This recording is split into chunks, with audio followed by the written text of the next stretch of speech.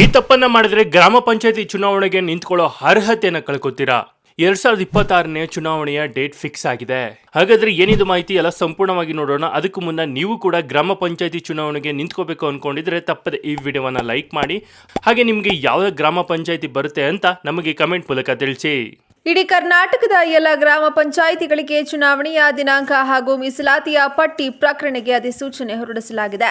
ಅಂದ್ರೆ ಯಾವ ಜಿಲ್ಲೆಗಳ ಯಾವ ಗ್ರಾಮ ಪಂಚಾಯಿತಿಗಳಿಗೆ ಯಾವ ಕೆಟಗರಿ ಸ್ಥಾನಗಳ ಮೀಸಲಾತಿ ಹಾಗೂ ಅಧ್ಯಕ್ಷ ಸ್ಥಾನ ಮೀಸಲಾತಿ ಹಾಗೂ ಗ್ರಾಮ ಪಂಚಾಯಿತಿ ಸದಸ್ಯರ ಯಾವ ಕೆಟಗರಿ ಮೀಸಲಾತಿ ಎನ್ನುವಂತಹ ಅಧಿಕೃತ ಅಧಿಸೂಚನೆ ಪ್ರಕಟವಾಗಿದ್ದು, ರಾಜ್ಯದಲ್ಲಿ ಈಗಾಗಲೇ ಅನೇಕ ಗ್ರಾಮ ಪಂಚಾಯಿತಿಗಳ ಅಧಿಕಾರ ಅವಧಿಯು ಮುಗಿದಿತ್ತು.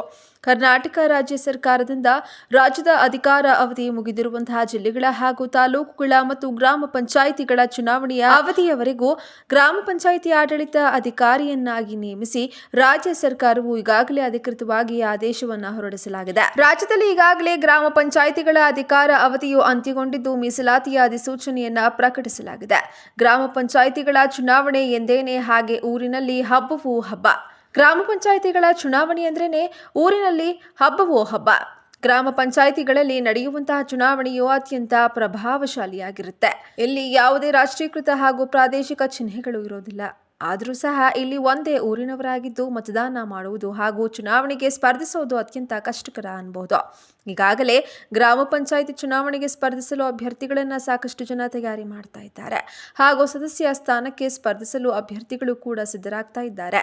ಈಗಿನಿಂದಾನೇ ಚುನಾವಣೆಯನ್ನ ಹೇಗೆ ಮಾಡಬೇಕು ಎನ್ನುವಂತಹ ಪ್ಲಾನ್ಗಳು ಸಹ ಅಲ್ಲಲ್ಲಿ ನಡೀತಾ ಇರುತ್ತವೆ. ಗ್ರಾಮ ಪಂಚಾಯಿತಿ ಚುನಾವಣೆಗಳು ಅಂದ್ರೇನೆ ಹಾಗೆ ಅಷ್ಟೊಂದು ವೈಯಕ್ತಿಕ ಹಾಗೂ ಭಿನ್ನವಾಗಿ ಸ್ಪರ್ಧಿಸಲಿದ್ದಾರೆ. ಈ ಚುನಾವಣೆಯು ಅತ್ಯಂತ ಸ್ಥಳೀಯ ಮಟ್ಟದ ದೇಶದ ಕೇಂದ್ರೀಕೃತ ಆಡಳಿತವಾಗಿದ್ದು, ಈಗಾಗಲೇ ಗ್ರಾಮ ಪಂಚಾಯಿತಿಗಳ ಅಧಿಕಾರ ಅವಧಿ ಮುಗಿದಿದ್ದು, ಆಡಳಿತ ಅಧಿಕಾರಿಯನ್ನ ನೇಮಿಸಿ ರಾಜ್ಯ ಸರ್ಕಾರವು ರಾಜ್ಯದ ಎಲ್ಲ ಜಿಲ್ಲಾಧಿಕಾರಿಗಳಿಗೆ ಈಗಾಗಲೇ ಅಧಿಸೂಚನೆಯನ್ನ ಹೊರಡಿಸಲಾಗಿದೆ ಹಾಗೂ ಅತಿ ಶೀಘ್ರದಲ್ಲಿಯೇ ಮೀಸಲು ಅಧಿಸೂಚನೆಯನ್ನ ಪ್ರಕಟಿಸಲಿದ್ದಾರೆ.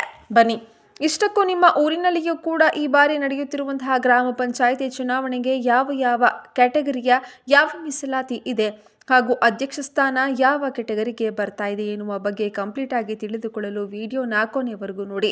ಹಾಗೂ ಗ್ರಾಮ ಪಂಚಾಯಿತಿ ಚುನಾವಣೆ ಯಾವ ತಿಂಗಳು ಮತ್ತು ದಿನಾಂಕದಂದು ನಡೆಯಲಿದೆ, ಮತದಾನ ದಿನಾಂಕ ಹಾಗೂ ಫಲಿತಾಂಶದ ದಿನಾಂಕವನ್ನು ತಿಳಿದುಕೊಳ್ಳಲು ವಿಡಿಯೋವನ್ನು ತಪ್ಪದೆ ನೋಡಿ. ನೀವು ಕೂಡ ಗ್ರಾಮೀಣ ಭಾಗದವರಾಗಿದ್ರೆ, ನಿಮ್ಮ ಊರಿನಲ್ಲಿಯೂ ಕೂಡ ಈ ಗ್ರಾಮ ಪಂಚಾಯಿತಿ ಇದ್ರೆ ಅಥವಾ ನಿಮ್ಮ ಊರು ಕೂಡ ಗ್ರಾಮ ಪಂಚಾಯಿತಿಗೆ ಒಳಪಡ್ತಾ ಇದ್ರೆ ತಪ್ಪದೆ ವಿಡಿಯೋಗೆ ಈಗಲೇ ಒಂದು ಲೈಕ್ ಮಾಡಿ. ಬನ್ನಿ ಕಂಪ್ಲೀಟ್ ಆಗಿ ಮಾಹಿತಿ ನೋಡೋಣ. ರಾಜ್ಯದ ಬಹುತೇಕ ಗ್ರಾಮ ಪಂಚಾಯಿತಿಗಳ ಚುನಾವಣೆ ಪ್ರತಿನಿಧಿಗಳ ಅಧಿಕಾರ ಅವಧಿ ಫೆಬ್ರವರಿ ಮಾರ್ಚ್ ತಿಂಗಳಲ್ಲಿಯೇ ಮುಗಿಯಲಿದೆ. ಹೀಗಾಗಿ 2026ರ ಏಪ್ರಿಲ್ ಮೇ ತಿಂಗಳುಗಳಲ್ಲಿ ಚುನಾವಣೆ ನಡೆಸಲು ಸರ್ಕಾರ ಸಜ್ಜಾಗಿದ್ದು, ಪೂರ್ವ ಸಿದ್ಧತೆಗೆ ರಾಜ್ಯದ ಎಲ್ಲ ಜಿಲ್ಲಾಧಿಕಾರಿಗಳಿಗೆ ನಿರ್ದೇಶನ ಕೂಡ ನೀಡಲಾಗಿದೆ.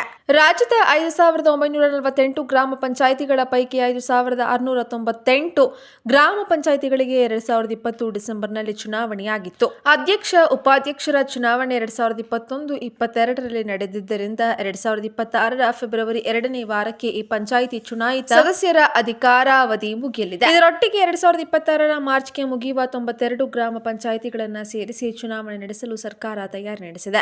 ಈಗಾಗಲೇ ರಾಜ್ಯದ 187 ನಗರ ಸ್ಥಳೀಯ ಸಂಸ್ಥೆಗಳ ಕೌನ್ಸಿಲ್ ಅವಧಿ ಮುಗಿದಿದೆ. 2021ರಿಂದಾನೇ ರಾಜ್ಯದ 31 ಜಿಲ್ಲಾ ಪಂಚಾಯಿತಿ ಹಾಗೂ 240 ತಾಲೂಕು ಪಂಚಾಯಿತಿಗಳಿಗೂ ಚುನಾವಣೆ ಪ್ರತಿನಿಧಿಗಳಿಲ್ಲ.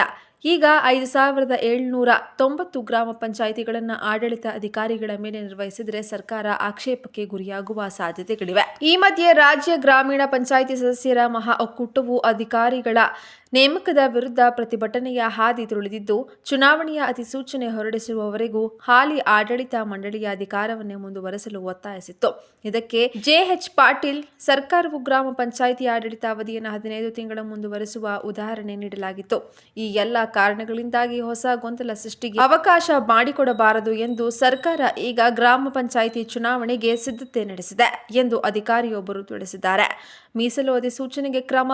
ರಾಜ್ಯ ಸರ್ಕಾರವು ಚುನಾವಣಾ ಆಯೋಗವು ಅವಧಿ ಪೂರ್ಣಗೊಂಡ ಗ್ರಾಮ ಪಂಚಾಯಿತಿಗಳಿಗೆ ನಿಗದಿತ ಕಾಲಮಿತಿಯನ್ನ ಮೀಸಲಿಡಲು ಅಧಿಸೂಚನೆ ಹೊರಡಿಸಿರುವಂತೆ ರಾಜ್ಯ ಸರ್ಕಾರವನ್ನು ಕೋರಿದೆ. ಜೊತೆಗೆ ಈ ಬಗ್ಗೆ ಸರ್ಕಾರದ ವಿರುದ್ಧ ಹೈಕೋರ್ಟ್ನಲ್ಲಿ ರಿಟ್ ಕೂಡ ಸಲ್ಲಿಕೆಯಾಗಿದೆ.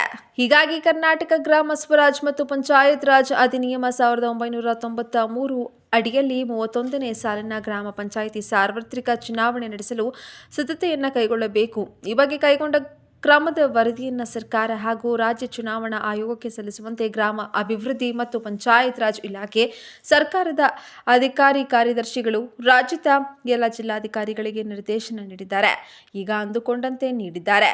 ಅಂದುಕೊಂಡಂತೆ ಕಾಲಮಿತಿಯಲ್ಲಿ ಮೀಸಲು ಅಧಿಸೂಚನೆ ಹೊರಬಿದ್ದಿದ್ದು ಯಾವುದೇ ಹೊಸ ಗೊಂದಲ ಸೃಷ್ಟಿಯಾಗದೇ ಇದ್ರೆ ಏಪ್ರಿಲ್ ಮೇ ತಿಂಗಳಲ್ಲಿ ಗ್ರಾಮ ಪಂಚಾಯಿತಿಗಳಿಗೆ ಚುನಾವಣೆ ಸರಾಗವಾಗಿ ನಡೆಯಲಿದೆ.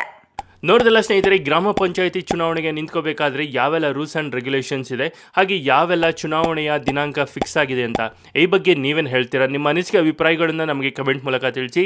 ಹಾಗೆ ಯಾರೆಲ್ಲ ಗ್ರಾಮ ಪಂಚಾಯತಿ ಚುನಾವಣೆಗೆ ನಿಂತ್ಕೋಬೇಕು ಅಂದ್ಕೊಂಡಿದ್ದಾರೆ ಅಂಥವ್ರಿಗೆ ಈ ವಿಡಿಯೋವನ್ನು ತಪ್ಪದೇ ಶೇರ್ ಮಾಡಿ. ಅವ್ರಿಗೆ ಈ ವಿಡಿಯೋ ತುಂಬಾ ಹೆಲ್ಪ್ ಆಗುತ್ತೆ.